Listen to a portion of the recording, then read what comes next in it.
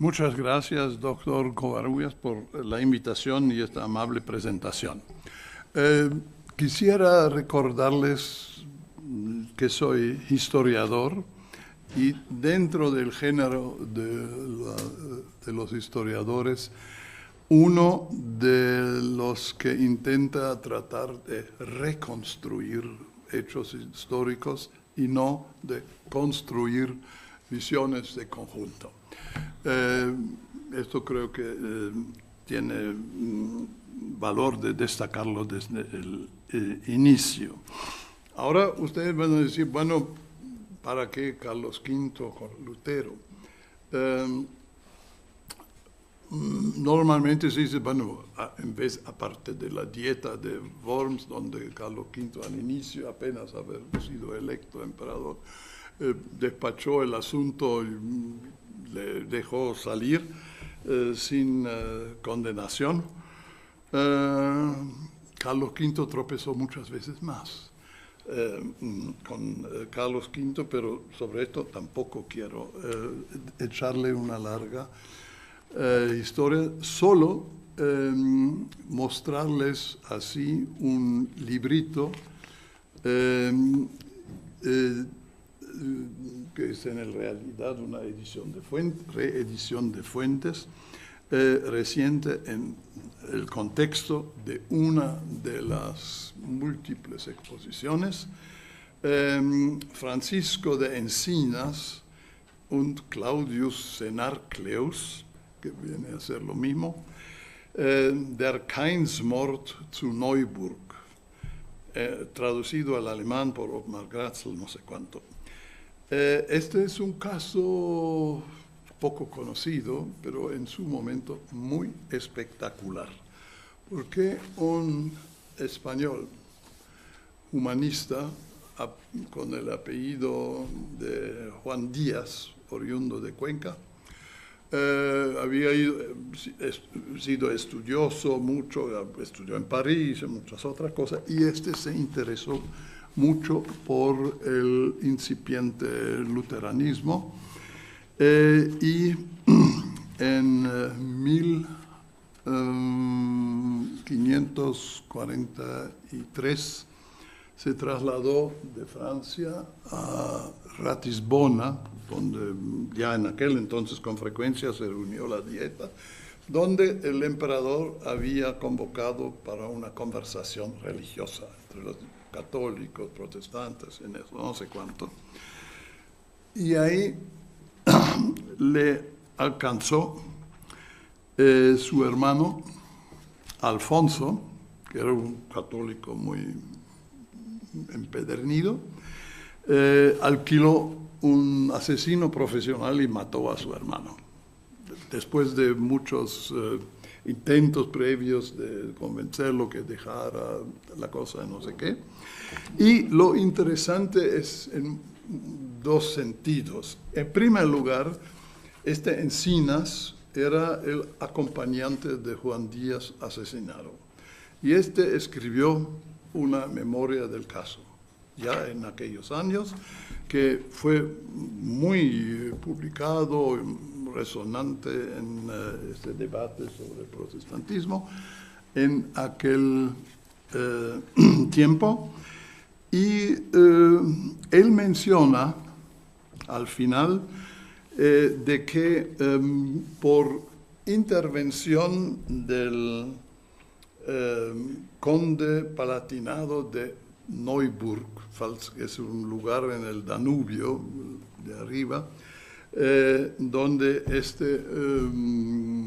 conde Ott Heinrich, quien había incluso estado en España, hizo un recorrido de España en 1520, después se pasó al protestantismo, enérgicamente intervino para que se castigara al asesino.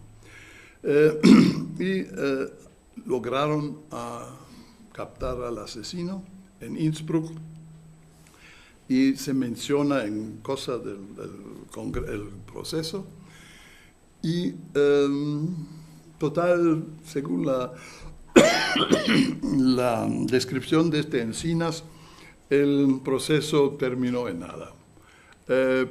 Pasó luego al emperador, que lo encargó, no, él no tiene mando, sino a su hermano Fernando, y no, esto es más bien religioso, que el arzobispo de Brixen o Bozen por ahí lo enjuiciaron. Al final los dos asesinos se soltaron, bien cabreados. El conde de Palatinado, que había intervenido en esto, y uno de los muchos motivos por su paso al protestantismo debe de haber sido probablemente este caso.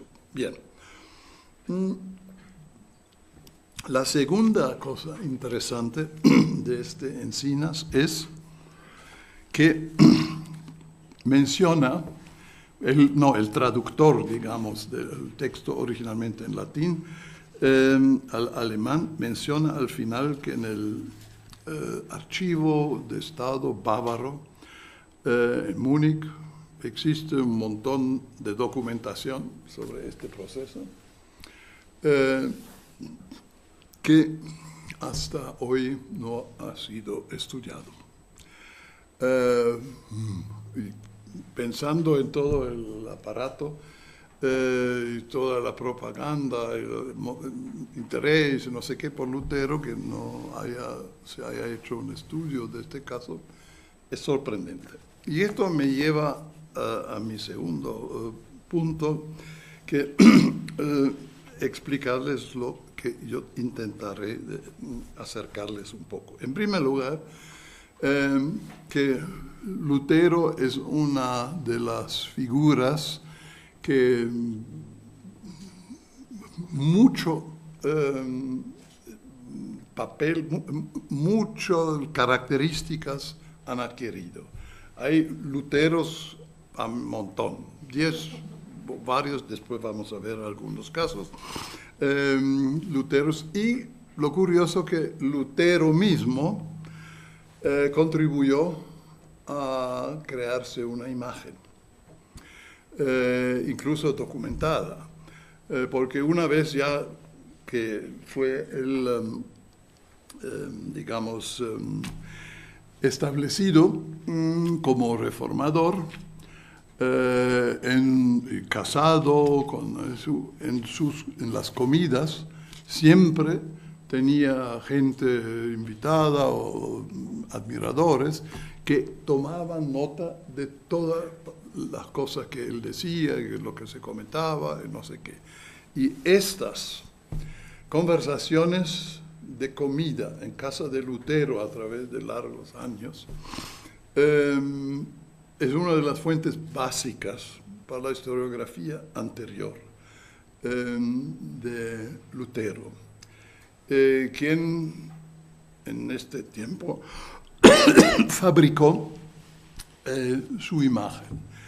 Esta fabricación de imagen, a ver, hay una pizarra, ¿no? En esa fabricación de imagen empieza con su apellido. Él no se llamaba originalmente Luther, es decir, con L-U-T-H-E-R, sino su abuelo, el padre, se escribían Luder, L-U-D-E-R.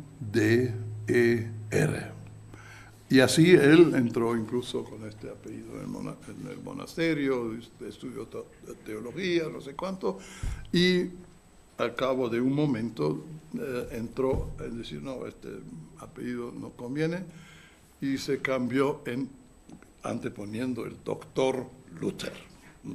Es decir, es mucha parte de autoimagen. Y esto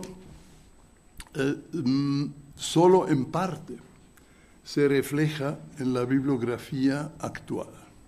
Aquí primero les he puesto un título muy interesante que es en el cual, es un libro de bolsillo, escriben los que formaban parte del Comité Nacional de Preparación de las Festividades Luteranas. El editor principal, Udo Di Fabio, era, o sigue siendo incluso, no sé, el presidente del Tribunal Constitucional alemán. Y el otro, Schilling, es el historiador que más libros, creo, habrá escrito sobre Lutero. En lo que puede venir al caso, no.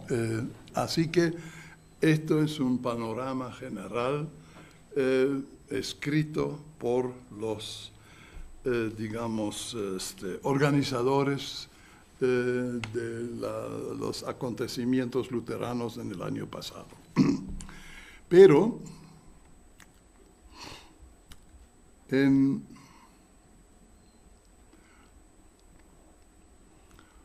este es también interesante. Esa mujer, Frances Lüttichhusen, es una holandesa que trabajó encargado de curso en la Universidad de Barcelona muchos años, después se jubiló, y escribió un libro sobre el underground protestantismo, que todavía no está traducido al español, que no sepa, o a lo mejor está. Ella es,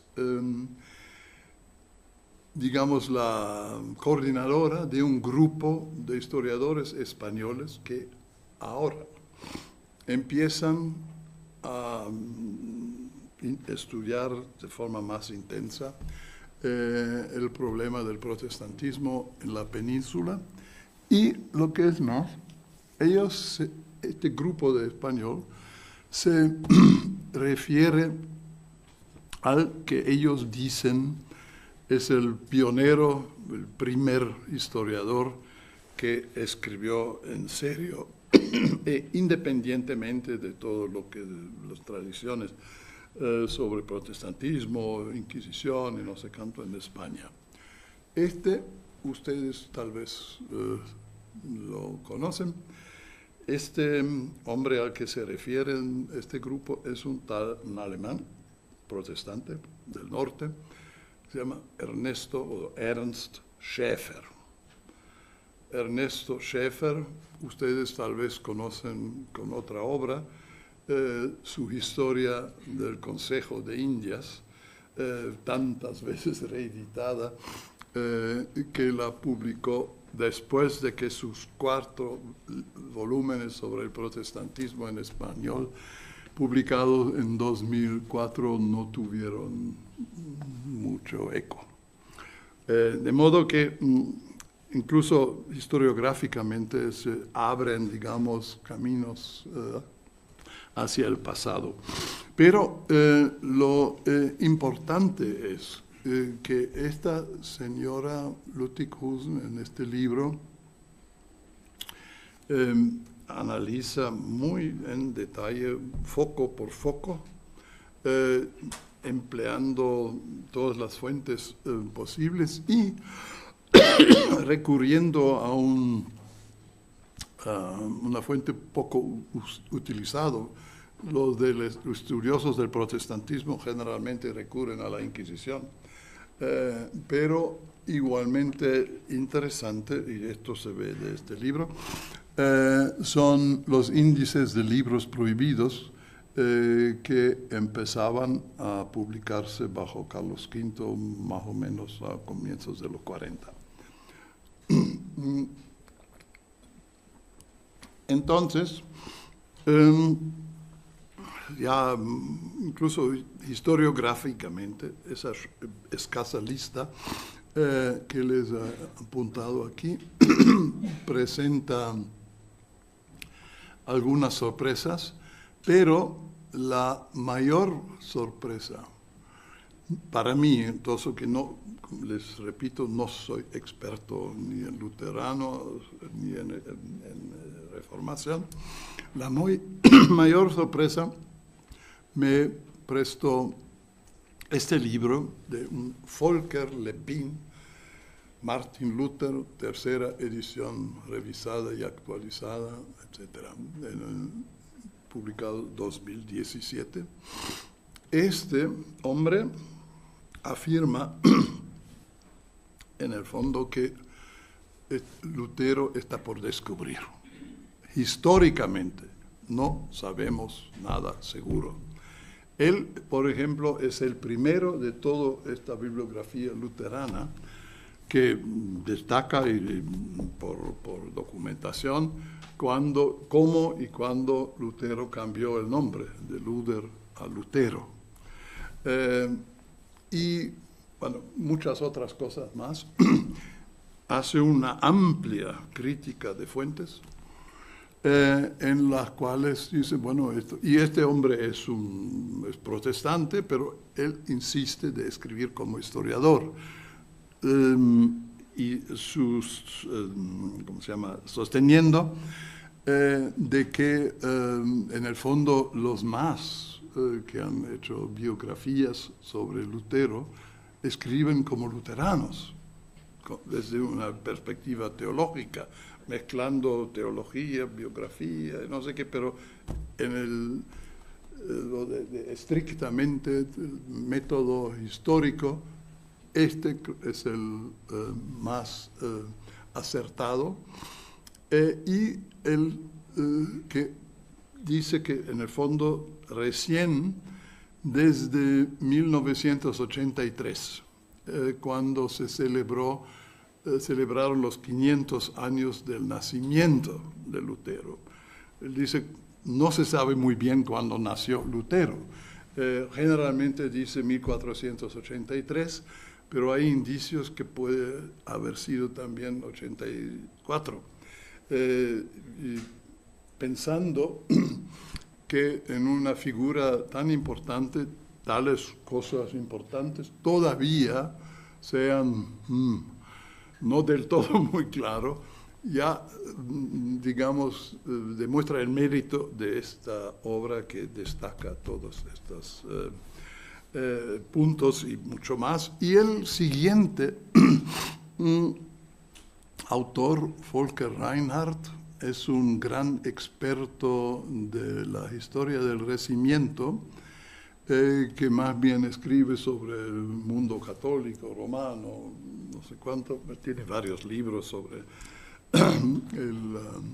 distintos papas, etc. Él hace aquí lo siguiente. Él analiza todo este proceso de la reforma luterana propiamente en el contexto de documentación proveniente de personas que han tratado a Lutero, en el caso personalmente, ya sea apoyándolo, ya sea criticándolo, y que han hablado con él, con su persona. En fin. Así que él trata de desmantelar o apartar toda esa masa de fuentes que se ha ido, digamos, juntando en torno a lo de Lutero y siguiendo una línea que a primera vista parece ser muy formal, pero como es un experto de aquella época del pensamiento, historia del pensamiento político, etc., entonces puede identificar, bueno, cuando Cardenal Cayetano está con él y le ofrece tal condiciones, y Lutero responde de esta forma, entonces ya, esto hay una fuente que es de primerísima orden y que se puede interpretar sin caer en todos los otros embrollos conjuntos y que incluso responden a la vida posterior de Lutero, que está tratando de crear su imagen. Tenemos que tomar en cuenta en este contexto de que Lutero quizás es uno de los grandes, de los primeros individuos en la historia que ha tenido a su disposición un verdadero experto de propaganda. Y esto ha sido el pintor Lucas Cranach. Él pintó no sé cuántos cuadros de Lutero y todo lo que le rodeaba, de su mujer, y de no sé cuánto. Y él también era impresor. Y todo lo que Lutero dijo, sus tesis, pues, a punto, él lo imprimió y lo distribuyó. Y esto, por lo tanto, es muy importante también de tomar en cuenta. Y ahí nos acercamos al ambiente. Este Cranach, pintor, trabajó en lo que era el territorio de Sajonia en aquel entonces. Bueno, varios, Eisenach o Wittenberg, según cambió, y tenía un taller enorme y responde no solo a Lutero, sino a los acontecimientos políticos del Principado Este, que es el, ¿cómo se dice? Kurfürsten.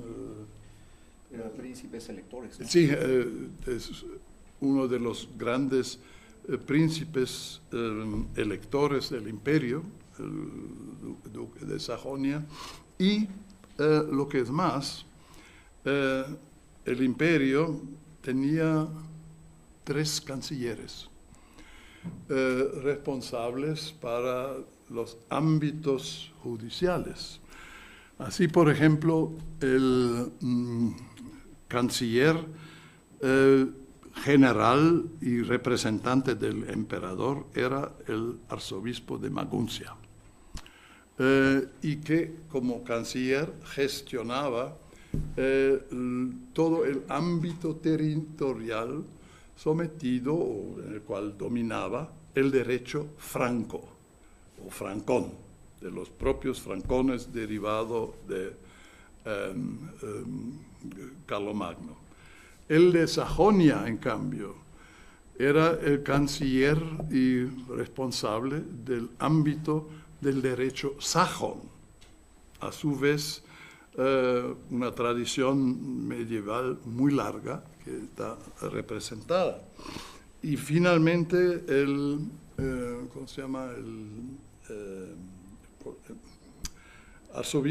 Cardenal arzobispo de Colonia era el canciller para la zona de Borgoña, tradición borgoñona, y ahí es que en cierta manera enlaza después de la división del imperio con España, porque esta parte que el hombre administraba o era responsable pasó a administración española.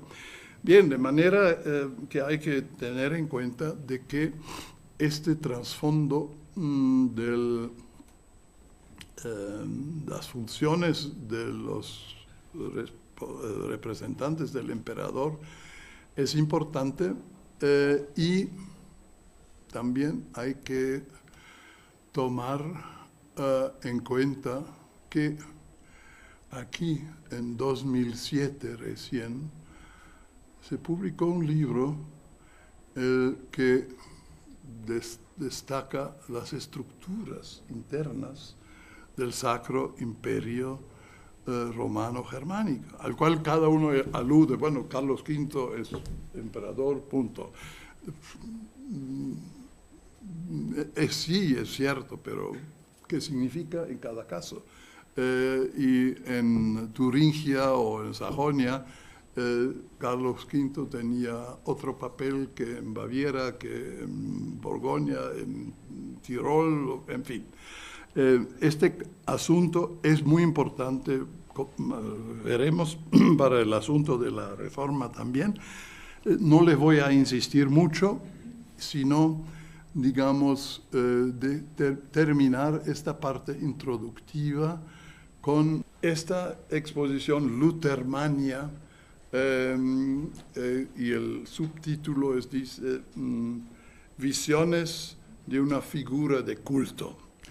Y entonces está dividida la exposición en secciones que muestran un Lutero distinto. Esta primera es Lutero el Santo.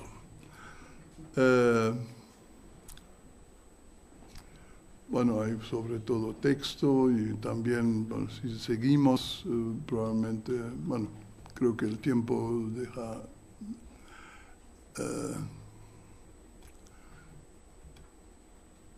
Segundo, Lutero el diablo.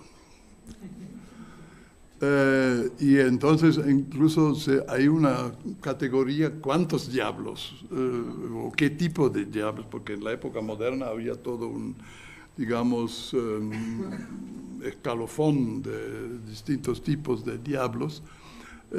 Y esto se presenta, aquí hay algunos cuadros, porque en esa época mucho se trabajó con imágenes, todo era un debate de imágenes. A veces gordo, a veces así, bueno, todo lo que se puede imaginar.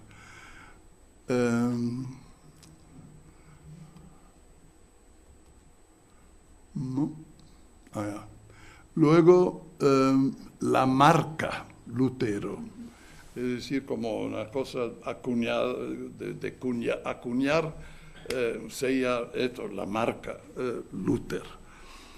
A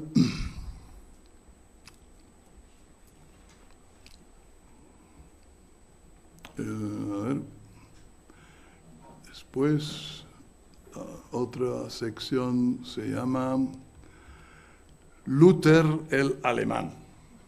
Bueno, eso es muy importante porque bueno, yo sostengo que Alemania como país no existe. Bueno, pero históricamente no. Hay muchas Alemanias. Y Lutero ha sido una figura de identificación, bueno, luteranos. También por el hecho de que la unificación alemana fue hecha por los prusianos, los reyes de Prusia, que por cierto eran calvinistas y no luteranos, pero como el país estaba dividido en muchas, entonces dice, claro, la forma prácticamente menos ofensiva para imponer a los católicos luteranos pues, puede funcionar, y a los calvinistas también. Es decir, la dinastía seguía siendo calvinista, pero por lo demás procuraban todo el luteranismo, y a tal punto es así que la historiografía alemana del XIX y hasta bien entrado el siglo XX se llama la historiografía borrúsica. Borrúsica es el término para los prusianos, ¿no? Es decir, que había toda una escuela, figuras que todos ustedes conocen. Ranke es un Borussia, es decir, es de la línea esa de los prusianos. Y todas las grandes figuras del siglo XIX son de esta línea filiación borrúsica de los emperadores de Prusia, que tratan de, digamos, homogeneizar de alguna manera el país.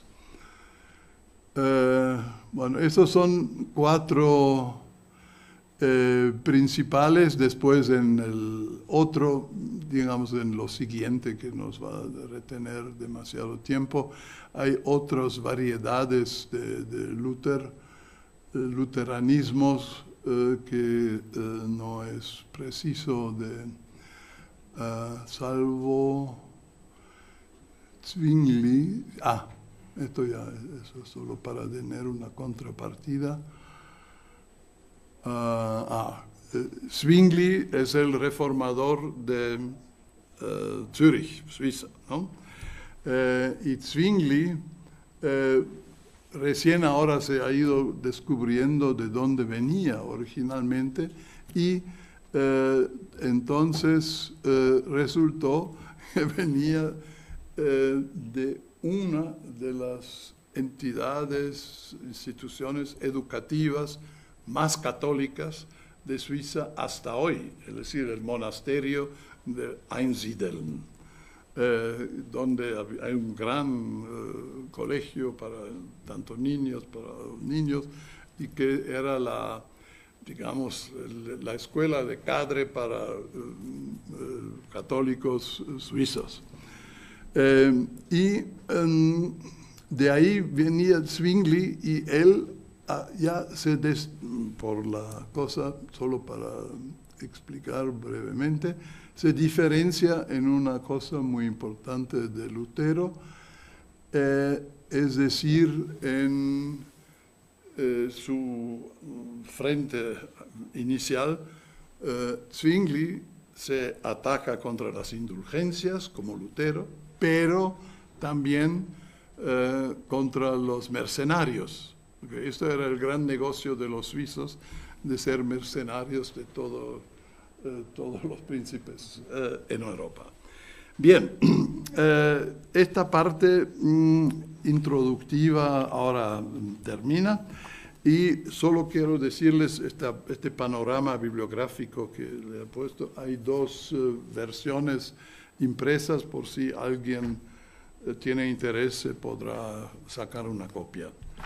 Bien,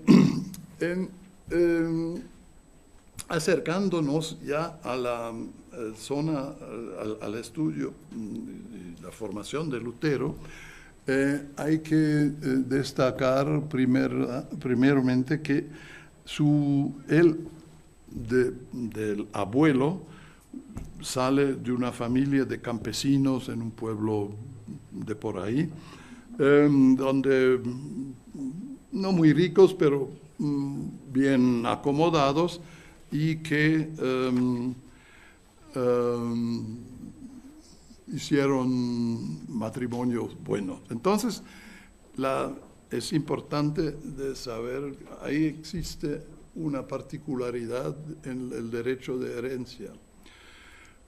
No los hijos mayores heredan, sino los menores. De suerte que el padre de Lutero no tenía derecho a heredar, así que se buscó otro oficio y lo que se buscó de oficio era minero. Él llegó a ser un importante minero, no de metales preciosos inicialmente, sino de cobre, esa cosa, y él quería meter a sus hijos forzosamente en este negocio que por una serie de cosas de la estructura requería tener, como muchas veces, las manos en varios sitios, centros, etc. Bueno, pero Lutero, después de haber cursado los estudios normales y después secundarios, tuvo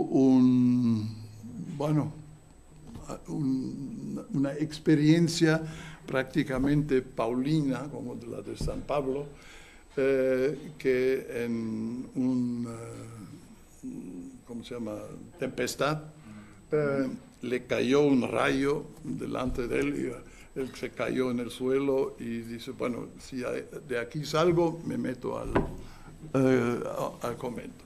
Esto era hecho así rápido, pero luego buscó asesores espirituales y cayó en manos de unos señores muy importantes en la zona. Uno era una figura dominante o importante de los agustinos ermitaños de Turingia, que tenían una espiritualidad diferente de muchas de las otras monásticas y En segundo lugar, conoció en esta primera fase de orientación a uno de los reformadores de esta orden, quien estaba por, digamos, procurar lo que también en España conocemos en la lucha entre conventuales y observantes, imponer la línea de la observancia en la orden. Bueno, ahí se metió Lutero con mucha protesta de su padre al inicio y hizo los primeros estudios y después fue, ¿cómo se llama? Consagrado, ¿no? Cura, consagrado sacerdote, antes de haber estudiado teología. En aquel entonces la costumbre era de alguna formación se les ordenaba a los eclesiásticos y recién después se metieron a estudiar teología. En este contexto resultó importante para Lutero que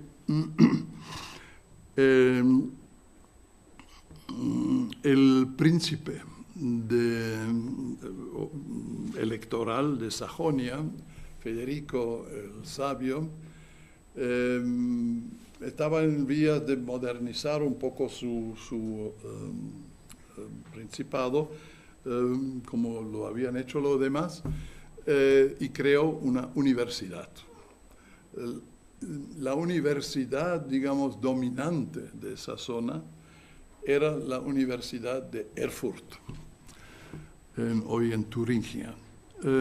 Y ahí había estudiado Lutero también, pero para el conjunto político, el asunto de Erfurt tenía una cosa poco agradable para el príncipe electoral. Erfurt pertenecía al dominio del arzobispo de Maguncia. Maguncia tenía una larga vertiente hacia atrás por la historia que ocupó en la colonización hacia el este, y el hombre quería tener una universidad propia y la creó en Wittenberg. Entonces, la Universidad de Wittenberg creada y se necesitaban profesores. Y ahí Lutero, apenas terminado con la protección por los señores que les mencioné, llegó a ser primero el profesor en artes por poco tiempo, mientras la teología se reservó a aquel padrino que era la figura importante entre la orden de ahí. Este luego, porque lo empleó también el electoral, poco tiempo tuvo, y le encargó a Lutero la cátedra de teología que él tenía.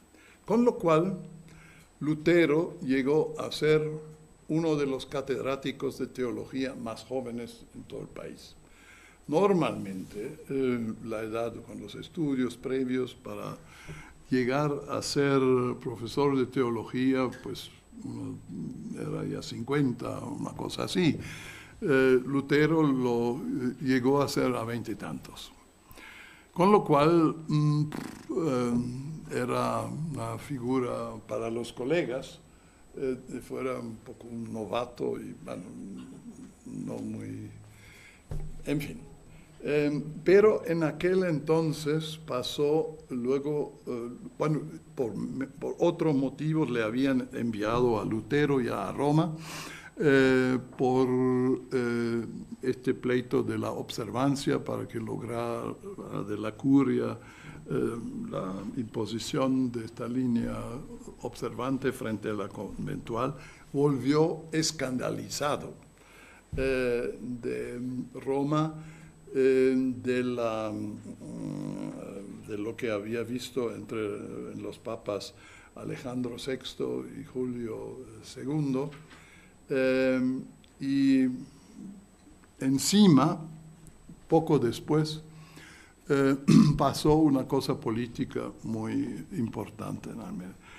El Markgrave de Brandenburgo, que era una zona de colonización todavía, una población de origen eslava, ahí, y entonces los emperadores habían mandado como un Markgrave, lo cual un Markgrave es un mando de frontera, como un adelantado en España, Markgrave, así. Y este título de Markgrave de Brandenburg había encargado el emperador Maximiliano al jefe de la posterior casa prusiana. Eran aquel entonces Burggrafen de Nuremberg y venían originalmente de la zona de la Alemania sur-occidental colindante con Suiza, ¿cómo se llaman los prusianos? Hohenzollern. Hohenzollern, sí. Era un Hohenzollern de esta dinastía de allá. Y este hombre estaba todavía por asentarse y tenía toda una serie de hermanos. Y el segundo trató de meter en su tinglado. Este había adquirido ya varios obispados. El hermano del Markgrave era ya obispo y como tal señor territorial también, de Osnabrück, Münster, Paderborn, es decir, de toda una zona en la Alemania oriental centro-norte. Y en aquel entonces luego era vacante el arzobispo de Maguncia. Y entonces aplicó en la curia también para este cargo. Y Julio II, en aquel entonces, que ya estaba empeñado en reconstruir el Vaticano, una nueva iglesia, necesitaba dinero. Y entonces dice, bueno, esto cuesta. Y le vendió, en el fondo, el nombramiento de arzobispo de Maguncia, en adición a los demás que tenía, por valor de 60.000 ducados, lo cual era una suma fuerte. Y entonces el hombre dice, bueno, no tengo tanta dinero, ni aún con mis otros obispados no rinde tanto, entonces dice, bueno, haz indulgencias, vender indulgencias. Entonces montó las indulgencias se vendían siempre, pero ahora la cosa se hacía con más profesionalidad y logró, digamos, de enganchar la orden dominica a ser los repartidores de las bulas de indulgencia para cobrar. La importancia de las indulgencias requiere también una explicación sobre el tipo de piedad de la gente en aquel entonces. La gente, y hasta ricos y pobres, eran religiosamente muy, muy es decir, movido, afectado, y se desesperaban por su futuro. Entonces el medio era, por un lado, indulgencias, y ya sea comprarlas, pero paralelamente había dos vías más como para salvar su alma. Estas vías eran o la colección de reliquias, lo cual era, por ejemplo, la afición del duque elector de Sajonia, Federico. Él coleccionaba reliquias por todas partes. Y gente, peregrinos un poco más acomodados, peregrinaban, ya sea a Tierra Santa o naturalmente a Santiago y otros sitios. Y entonces ahí uno tiene que explicarse, ¿no? Un caballero, no de poca monta, de la zona renana de Colonia, decidió en 1498 hacer un peregrinaje a Tierra Santa. Entonces, fue primero a Roma, y después a Venecia. Este hombre tenía la costumbre de escribir un relato de donde había ido, y en cualquier sitio donde pasó, se metió a la iglesia coleccionando indulgencias por haber estado rezando delante de no sé cuál, el santo X, en no sé qué, 2 años de indulgencia. Y así. Y entonces el hombre, se ve en la descripción que ya está publicada, la obsesión de la gente con este tipo de piedad, ir a donde sea, coleccionar. Bueno, y tenía 3 veces indulgencias absolutas, porque después llegó a Jerusalén y no sé cuánto. Volvió a través de Constantinopla, y ahí investigó en la actual Turquía, Grecia también. Yo hubiera querido una vez hacer una adición del tiempo de indulgencias que el hombre había recolectado, pero finalmente lo dejé. Lo interesante es que, habiendo ya regresado cargado de indulgencias, se decidió ir todavía a Santiago. Y se fue a Santiago, y entonces en su relato echa peste absolutamente contra el control fronterizo de Castilla. Dice, ni los turcos me han pedido que haga registrar mi caballo y pagar impuestos. Los castellanos me pidieron que dejara o mi caballo en la frontera o pagara tal suma, y al regresar me lo iban a reembolsar. Y con su espíritu de noble, el hombre estaba realmente escandalizadísimo. Esto es un poco un intento breve de escribir la mentalidad, ¿no? de esta gente, en la cual después empezó a funcionar Lutero. Y el hermano del margrave de Brandenburg, tratando de pagar los 60.000 ducados, realmente llegó a los extremos de, incluso meterles por la fuerza a la gente las indulgencias. Y ahí es cuando Lutero reaccionó por primera vez. Pero ¿cómo? Ahí viene el momento cuando él formula las tesis, sus famosas tesis, y las publica en la nueva Universidad de Wittenberg. Esto, por ejemplo, ha sido explicado como un signo del valor que el hombre da al público con sus tesis y no sé cuánto.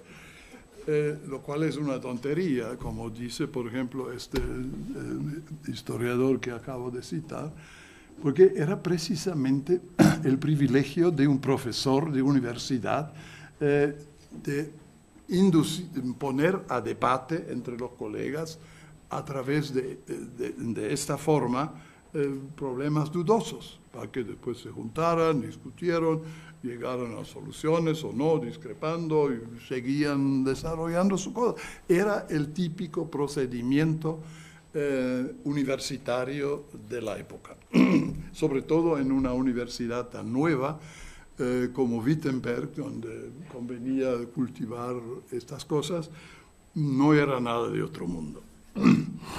Y ahí viene luego al caso una cosa muy importante, que la crítica era en muchas variedades, ustedes tal vez lo habrán leído, las críticas de las indulgencias que este hermano del Markgraf estaba vendiendo por todas partes para pagar su nombramiento de arzobispo de Maguncia. Y con el Cranach, que imprimió las cosas,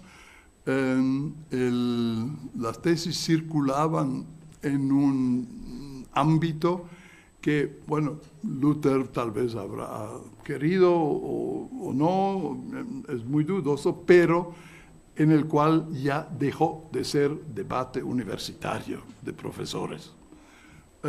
Como tal, al público y las cosas circulaban ampliamente en el país, y por lo siguiente, porque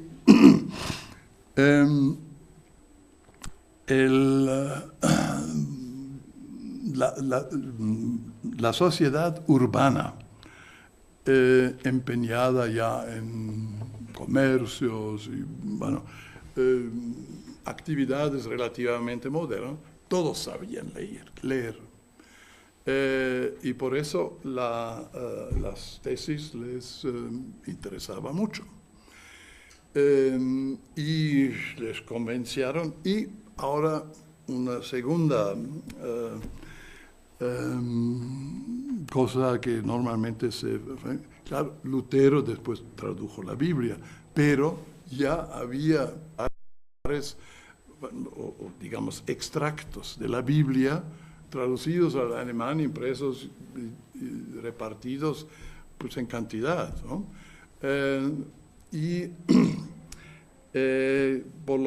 Habiendo, digamos, estos textos semi-originales o semi-completos de la Biblia circulando entre la sociedad burguesa, digamos, de las ciudades, entonces las tesis tenían ahí un impacto muy, muy, muy grande.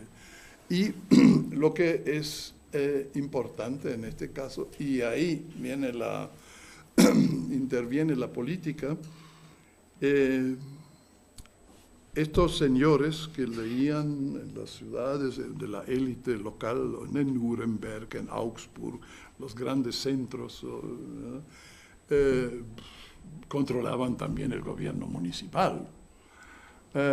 Y tenían también su parte de voto en las, ¿cómo se llama?, en las parroquias. De manera que entró de repente y muy rápidamente todo ese debate a un público urbano que detentaba en el fondo el poder. Y al mismo tiempo, por traducciones de esta gente, que esos comerciantes viajaban mucho, naturalmente, comenzaban, en los pueblos, estos textos, claro que no sabían leer, pero ahí alguien les leyó y se ocasionaban entonces alborotos de gentes por esta agitación religiosa de por sí, por la vida eterna, no sé qué. Entonces tenemos casos, incluso antes de Lutero, por ejemplo, en 1480, en determinados obispados, personajes simples. Un pastor de ganado de ovejas.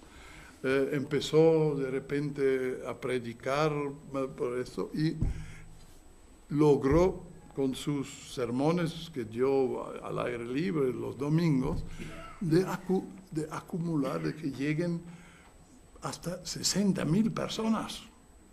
El contorno es una especie de nuevo, ¿cómo se dice?, Salvador, que nos... Total, ya la Iglesia tenía por entonces problema de reprimir este tipo de propagación autónoma por gente que no tenía la menor preocupación, salvo el empeño de querer hacer algo por la fe. Bien, entonces la cosa tomó un curso bastante pacífico en las ciudades. Rápidamente ellos adoptaron ¿cómo se llama?, sacerdotes protestantes que insistían en el sermón y los textos bíblicos como lo esencial del culto, en contra de indulgencias, reliquias y demás peregrinaciones. Y lo que es importante, en las grandes ciudades del imperio, la cosa se hizo bastante pacíficamente, no había nada de peleas, muchos conflictos armados, pero eran gente que ya sabían con el comercio y la delicadeza, el dinero, no sé cuánto, se decía, bueno, ustedes toman esta parroquia, esta iglesia como centro parroquial, nosotros quedamos con esto. Y así, en pronto, 1530, ya había, digamos, en las grandes ciudades del imperio, las dos vertientes. La luterana, no muy definida todavía teológicamente, pero insistiendo en el sermón. Por la otra, la católica, como siempre, ¿no? Por ejemplo, lo más interesante, una de las ciudades más importantes en aquel entonces, Augsburgo, donde la dinastía de los Fúgares, que controlaba la producción de la plata en Europa Central, decidió, no, nosotros nos quedamos con la iglesia, mientras una parte más bien comercial se pasó al protestantismo, pero llegaban bien pronto a repartirse los cargos, etc. Esto era los problemas después empezaron más tarde. Por una serie de cosas diferentes. Solo de paso, digo, la única ciudad imperial, la más grande, donde ni siquiera jamás los protestantes lograron, digamos, entrar y tener un papel, era Colonia.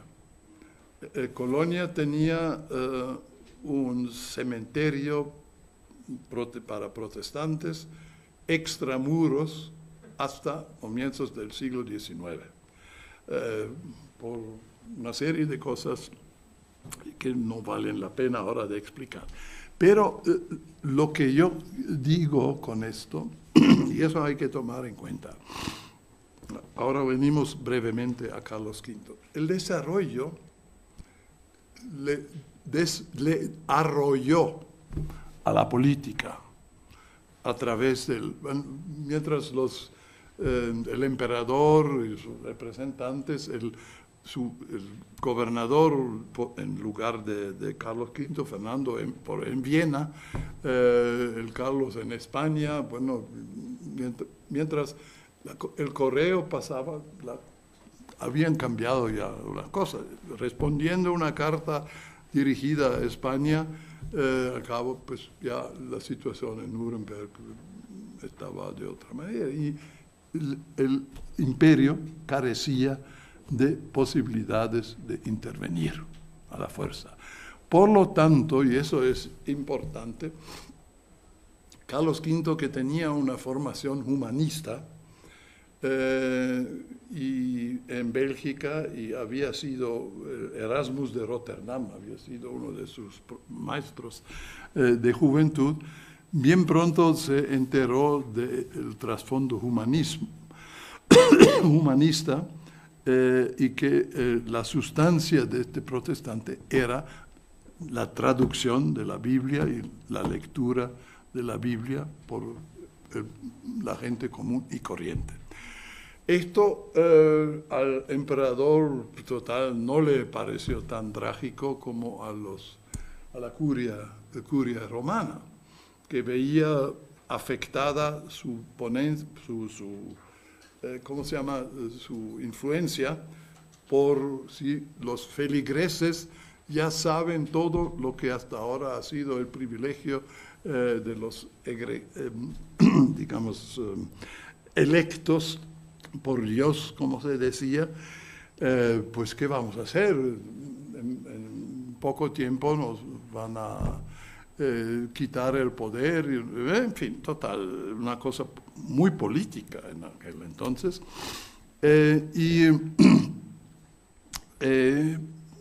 Ahí empezó la división entre imperio, que trató de contemporizar y por la negociación, invitando a teólogos católicos y católicos protestantes a debates, como aquella en Ratisbona, convocada donde ocurrió este asesinato.